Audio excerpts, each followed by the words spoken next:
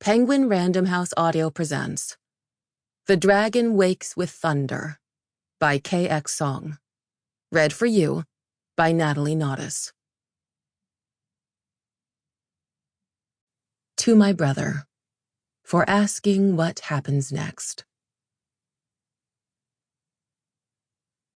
The great river flows east, sweeping away heroes of ages past.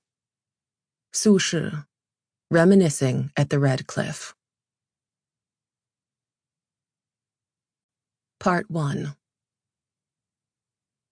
1. You may burn bamboo, but it will still stand straight. You may shatter jade, but its color will not fade. Book of Odes, 856. Time bore the quality of a tangled spool of thread. I could not unravel the knots, could not sense where things ended, could not recall where things began. I started, like always, from what I knew. I was in the palace dungeons, in the capital city of Anlai, my home. My home when I had no ability to choose where I called home. I had been here for some time now. I had not tried to count the days which had bled into weeks or months or years. By the chill in the air and the fur lining of my jail warden's coat, winter was fast approaching. Snow would be settling on the branches of Xiu Ying's beloved plum trees, which she pruned every spring. The snow would spread across the garden like colorless jewels, catching the winter sunlight and refracting it in every direction. Roha would be chiseling out exuberant ice sculptures, and Plum would be trying to eat snow. Uncle Joel would be simmering his favorite winter melon soup, which tasted heavenly on a cold, snowy morning. The taste of life had been sweet, hadn't it? But it tasted sweetest when it was taken from you.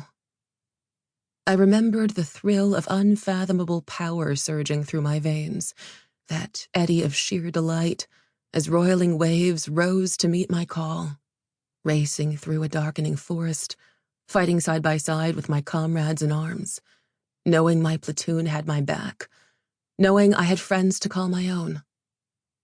Friends, they said, before betraying me. But we didn't think about that anymore.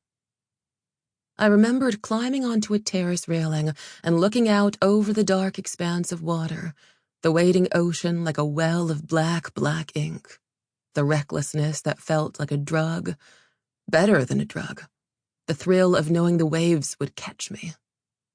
Will you obey me? I'd asked the sea. Will you obey me as you obey the dragon? And yet, down here in the dungeons, my memories felt as distant as dreams. The outer door to my prison cell clanged open. I heard the thud of footsteps, even and heavy. 3 sets of them. Good evening, sweetheart. Let's continue where we left off last time, shall we? My heart began to stutter. A practiced response, a trained step in the choreography. Already I could feel the nerves in my hand tingling, anticipating the pain to come. Perhaps the anticipation was worse than the pain itself, for these days pain lingered beneath every waking moment. There was the pain of separation, of no longer hearing the dragon's voice. The pain of dependency. I needed Li Xia in my bloodstream like a person needed water. Then there were the more insidious hurts, carved into me like scars. The marks of betrayal, of loneliness, of knowing there could be no happiness for someone like me. A perversion, a threat to the state, a girl who desired more. Get up. I did not move. They unlocked the door to my cell and lifted me. Still, I did not resist. I felt them clasp chains around my legs, securing me to the interrogation chair. Your greed is unending, the dragon had once told me. An ocean's hunger. They fit wooden sticks around my fingers, opting for my left hand this time. Slowly, the guards pulled the ropes connecting the sticks. Not enough to inflict pain, only discomfort, Ironically, the zanzhi, finger crushing, was a torture method reserved for women, as it was considered more humane than jia gun, leg twisting. But I had endured both. "Where are the remaining black magic practitioners hiding?" asked Warden Hu. I tried to speak, but no sound emerged. It must have been days since I'd last spoken aloud. "Give her water." One of the guards forced a canteen of water down my throat, and I sputtered, coughing. "Where are the black magic practitioners hiding?" he asked again. I cleared my throat. "There are no others." "You lie." He nodded once. My throat tightened with the ropes. I gasped as the pain came, sharp and staggering. Although the pain was concentrated along the base of my fingers, my entire arm reverberated with feeling. Despite the chill in the air, I was soon sweating. They released the ropes. I sagged against the chair, my hand throbbing with pain. I stared at the useless appendage as if it belonged to a stranger. My right hand was too sore to use, and now my left would soon follow. How did they expect me to eat and drink? How did they expect me to live? Or had this been their intention all along? To bide their time until Sky forgot me, until my family forgot me, until I faded into oblivion, an unnamed scratch in the annals of history. "The might of the sea," Qinglong had said, "is yours." "Where are the remaining black magic practitioners hiding?" Warden Hu asked a third time, his voice as calm as a still lake. "I know of no others," I said hoarsely. "But perhaps there could be minor spirit summoners in the south? They are more open to Li Xia practicing in Ximing." "Ximing?" He leaned in. "Is that where?" "Let me through!" Warden Hu startled at the sounds of a scuffle. A figure clad in white shoved past the stationed guards, striding toward me like a mirage.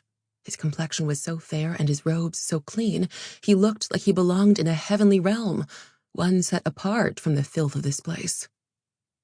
"Warden Hu?" Sky's surprise was evident. "What are you—" His eyes flicked to me, and I caught the horror in them. Without meaning to, I shrank from his gaze, as if I had anywhere to hide here. It stung for him to look at me like that, to see me with pity, and beneath it, revulsion. Sky whirled on the warden. "What are you doing to her?" Warden Hu straightened his shoulders. "Your Highness, my father strictly forbade torture of any kind." "The Imperial commander authorized me to conduct this interrogation," Warden Hu said, careful to keep his tone neutral. Sky glared at him.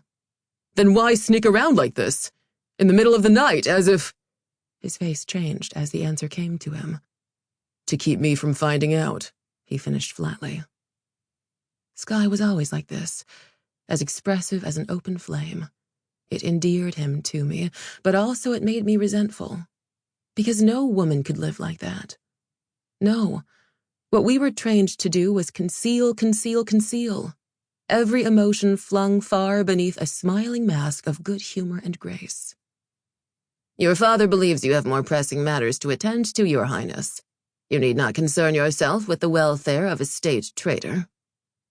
Sky ignored him, seizing the bars of my cell. "Meilin," he said urgently, and up close he was so lovely and clean and pure it was difficult to look at him.